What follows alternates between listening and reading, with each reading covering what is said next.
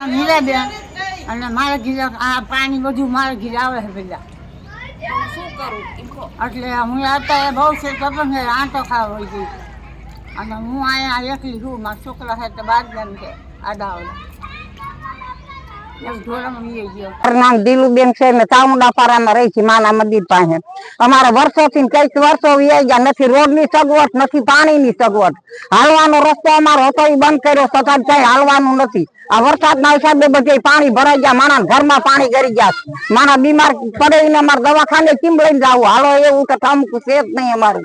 કઈક વર્ષોથી નામ રાજ ફરિયાદ કરી છે. નગરપાલિકા એ જાય છે કચેરીએ કલેક્ટર કચેરીએ ગયા. અમારી રાજ ફરિયાદ કોઈ સાંભળતું જ નથી.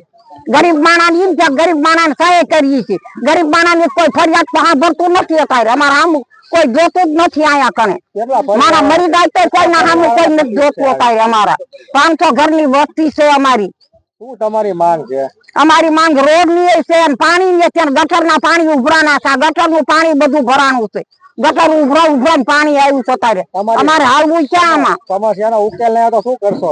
અમારા ઉકેલ નહીં આવે તો હવે અમે રાજ ફરિયાદ કરીએ છીએ. કઈક વખત રાજ ફરિયાદ કરી આવ્યા છીએ.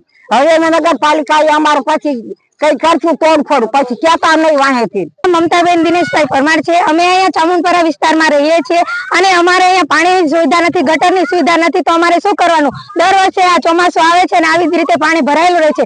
જ્યારે લોકો માંદા પડે છે તો દવાખાને કેમ લઈ જવા? અને બાળકોને નિશાળે જવામાં પણ તકલીફ પડે છે. આ 500 ઘરની અમારી વસ્તી છે તો વસ્તી કરે શું? હવે મહાનગરપાલિકામાં આટલે બધી અમે ફરિયાદ કરી પણ કોઈ અમારી રજૂઆત સાંભળતો નથી. તો હવે અમે તોડફોડ ઉપર ઉતરશું. તો અમારે શું કરવું? અમારા પ્રશ્નનો તમે જવાબ આપો. કેટલા સમયથી આવી તકલીફ છે? આ ઘણા સમયથી એટલે કે ઘણા સમયથી આ તકલીફ છે.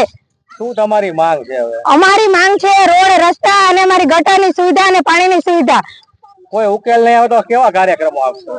અમારે કોઈ અમે ઉપવાસ ઉપર ઉતરશું અને અમે છે ને મહાનગરપાલિકા જઈને તોડફોડ કરશું. કોઈ જોવા આવ્યું તો આ રજૂઆત કર્યા પછી?